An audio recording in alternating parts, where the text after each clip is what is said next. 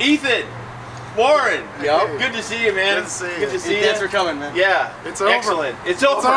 Yep. So we're all done with the show, and I wanted to spend a couple of moments here with a couple of the guys that were absolutely crucial and formative in putting this thing together. And if there's anybody responsible for making the idea of community arise physically and express itself and have a venue for expressing itself, it's these guys in Jute.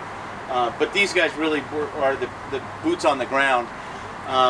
So I wanted to get a sense from you guys how you guys see the community, how your experience with the community has been folded into this event, and how you see this moving forward as time goes on.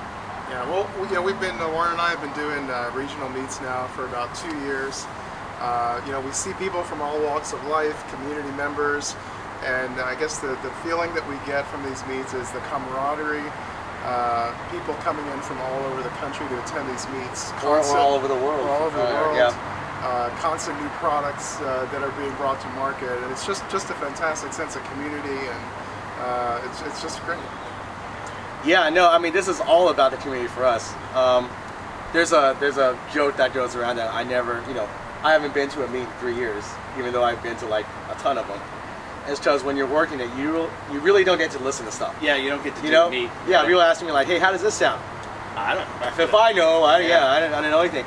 But it's a sacrifice you make so that everyone else can get together and hear everything. Yeah. And it's worth it, man. I mean, when you go around and you see people happy, you can't beat that, you know? And these are your fellow headfires and community members, and you know them as friends, and you build up these friendships over years.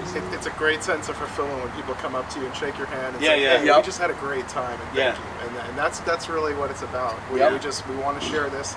We want to share the passion for this hobby with everyone.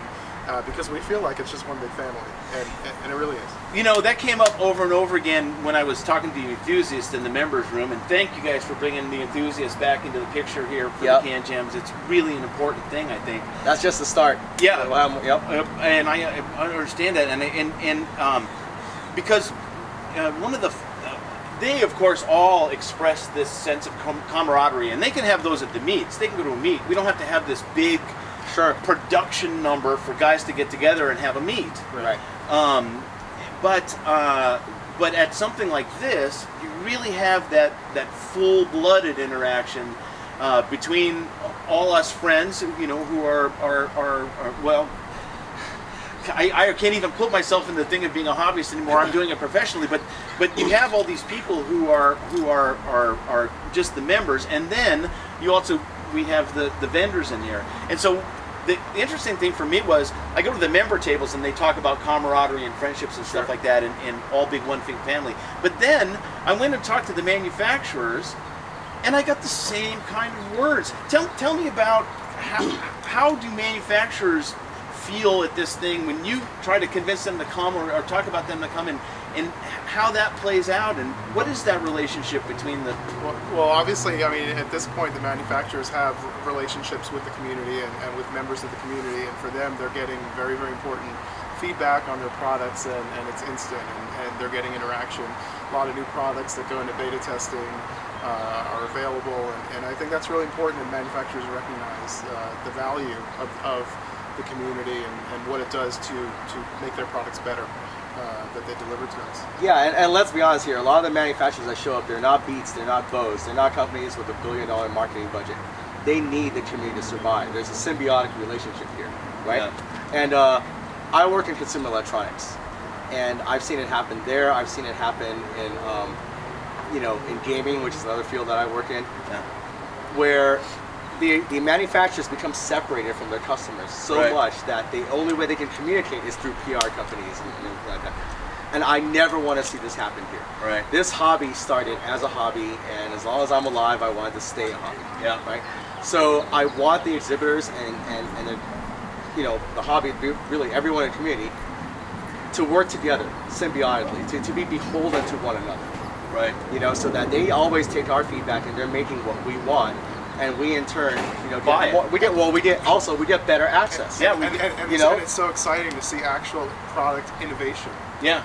Yeah.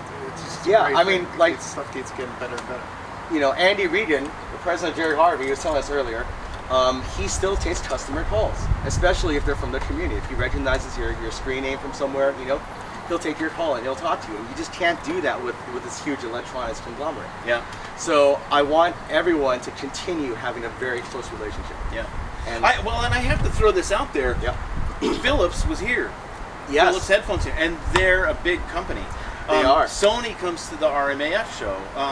So while Beats wasn't here this time, there are big companies, big consumer companies that are interacting with us here. there are, yeah. Yeah. Because there are segments within those companies that do follow the community.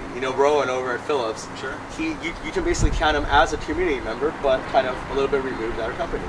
Same with Nataka Tsunoda at Sony, right? Yeah. These are guys that are actually designing the headphones, designing their products, and they pay very close attention to the things we want, the things we say. Yeah. And so when there's a chance for an event like this to be with the community, they definitely come out. Yeah.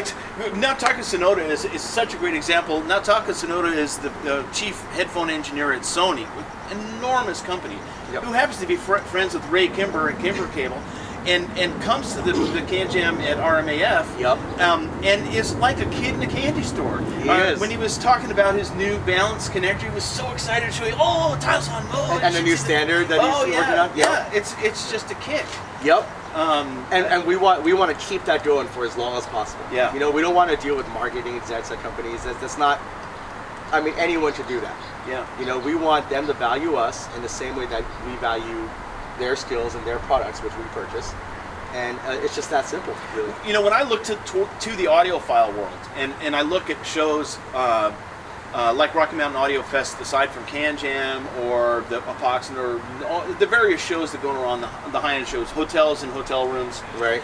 that it's very a unidirectional conversations. It's from the manufacturer, they stand on this side of the table, and they Yep. present information to you, and you take the information and walk away. It's a You're being presenter and an audience. sold to, It's essentially. a one-way thing. And you so don't get that feeling here. No. It is so not that. And I think there's a lot that the audiophile world, John Marks from Cord, Right. a traditional audiophile company, comes here, and the guy's invigorated. I've interviewed him at CES, and he was not very enthusiastic. Right. And then when I interviewed him here, he was charged up. This is invigorating for us all. It is. I think it's exciting for a traditional audiophile like that, and Cord's a great example, for them to see real enthusiasts, real people that are so passionate about Right. this, and that's just great, and it's wonderful to see. Yeah. So, go ahead. Well, I'm just saying, going back to us trying to preserve the symbiotic relationship between community and manufacturers, that's very important and has been for the past few years, because this hobby traditionally was a lot of DIY, right? Yeah. It wasn't so much like it is now. It was much smaller than it is now. These days, the hobby has grown exponentially. There's so many new people coming in all the time. And so instead of doing a lot of DIY, you have companies now manufacturing products, which frankly never existed. And, DIY had to happen because they never made the products. Outside of you guys, maybe Meyer, it's very hard to find anything that you wanted. If you wanted it, you had to build it. Yep. These days, the product exists, and there are newcomers coming in, and I'm just trying to keep it so that that relationship is preserved in light of this growth, in light of this change. Yep.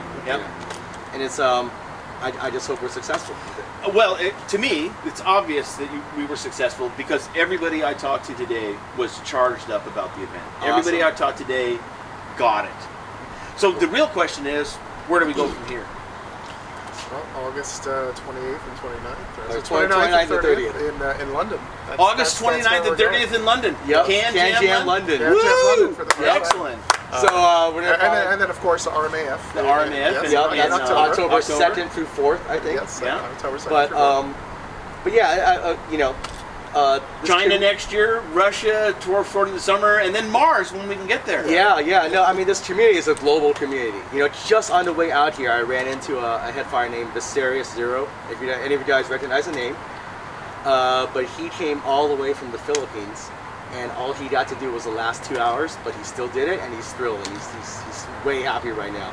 So There's no reason why this can't happen everywhere in the Everywhere. world. Well, the thing is, there's so many manufacturers that you know they're all over, and there's a lot out there. Yeah. And so you know, there's manufacturers from Germany and the UK that weren't here. Yeah. That you know. Yeah, dude. Like, Right. do we want name to come? Sure, we So- do. But sometimes Yeah. it's just not in the budget. No. So- but if we do it there, then Exactly. name comes. So I You think do it in exactly. Russia, So- the so I think Russian headphone company. What's so the I name? think Fisher Fisher or Audio Kennington might or come. whatever, Yeah. And there's a company out there that's doing planar magnetics now, a Russian Oh company. yeah, no, I can't remember their name. Yeah.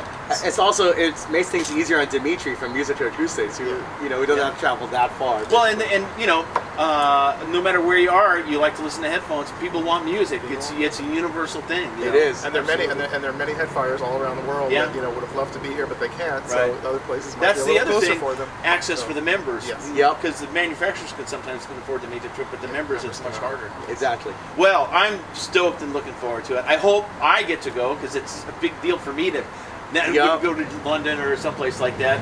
And if I don't make it, I'm with you in spirit. And No, you have to do it. I'll write you an organizer's note or whatever. Yeah, we're getting you there. thank you, Warren, so much for all the work. Ethan, thank Yep. you so much for the work. Thanks, bro. And I hope to see you at the next CanJam.